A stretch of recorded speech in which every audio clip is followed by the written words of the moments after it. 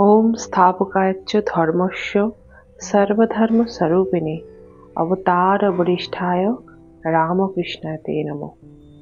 নমস্কার বন্ধুরা, আমি চলে এলাম ঠাকুর শ্রী রামকৃষ্ণ পরমহংসদেবের আশীর্বাদ নিয়ে আবার আমি একটা নতুন ব্লগ শুরু করলাম। আজ আমি আপনাদেরকে শোনাবো ঠাকুর শ্রী রামকৃষ্ণ পরমহংসদেবের কিছু অজানা তথ্য। ঠাকুর পরমহংসদেব হুগলি জেলার কামারপুকুর গ্রামে 1836 সালে ফেব্রুয়ারির 18 তারিখে জন্মগ্রহণ করেছিলেন। এই কথা তো আপনারা সকলেই জানেন। ঠাকুরের জন্মের আগে একদিন ঠাকুরের মা চন্দ্রা দেবী দেখলেন যে তার শয্যার পাশে এক জ্যোতির্ময় মূর্তি দাঁড়িয়ে আছে। এরপর আর একদিন তিনি শিব বিগ্রহের সামনে দাঁড়িয়েছিলেন, দেখলেন এক জ্যোতির্ময় শিখা আলো বিচ্ছুরণ হয়ে তার শরীরের উপর পড়ছে। এরপর তিনি সংজ্ঞা হারিয়ে ফেলেন। এইসব অলৌকিক ঘটনার মাঝে এরপর তার জন্ম হয়।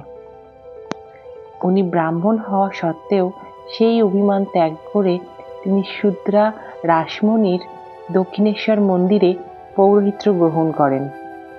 তিনি ব্রাহ্মণ হয়েও জাতপাতের প্রতি কতটা নিরহংকারী ছিলেন তার একটা ঘটনা বলি চলুন। একবার তিনি এক গাছের তলায় সম্পূর্ণ উলঙ্গ অবস্থায় সাধনা করছিলেন। এই সময় ওনার ভাগ্নে হৃদয় এসে বলেন, মামা তুমি পৈতে খুলে রেখেছ, জানো না ব্রাহ্মণদের পৈতে খুলে রাখতে নেই? ঠাকুর বললেন, আমি ব্রাহ্মণ, আমি সবচেয়ে বড়, এই অভিমানটাই সবচেয়ে বড় পাপ।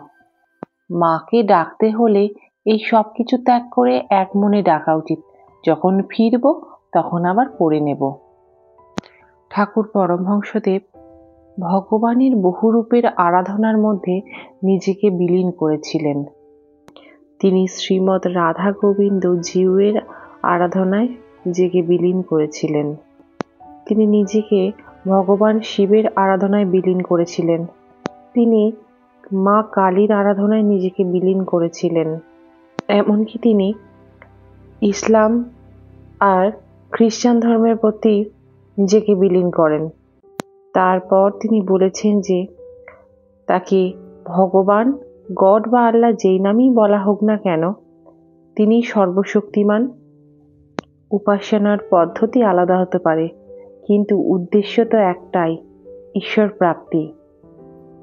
একবার ঠাকুর তার মানসপুত্র রাখালকে নিয়ে গোপালের মায়ের বাড়ি গিয়েছিলেন।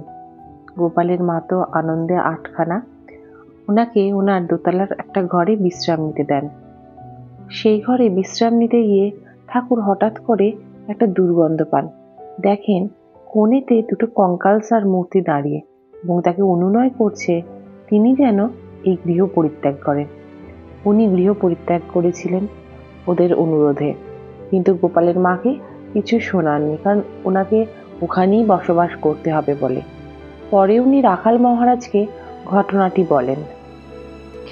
স্বামী প্রেমানন্দজি মহারাজ বলিলেন, তিনি মূর্খ সেজে থাকতেন। তিনি কত রকমেরই না বিদ্যা জানতেন। তিনি ফাকিরের বাসা জানতেন।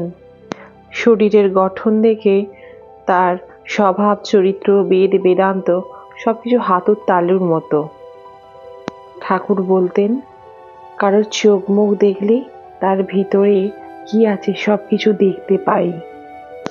ঠাকুর শ্রী পরমহংসদেব ছিলেন ভগবানের অবতার। তার সম্পর্কে রয়েছে অনেক অনেক অলৌকিক এবং অজানা তথ্য, যা শেষ করার মতো নয়। এর পরের পর্বে আমি জানাবো আরো অনেক কিছু তথ্য। ঠাকুরের আশীর্বাদে আপনারা সবাই ভালো থাকুন, সুস্থ থাকুন, শান্তিতে থাকুন। ভগবান ঠাকুর আপনাদের মঙ্গল করুন।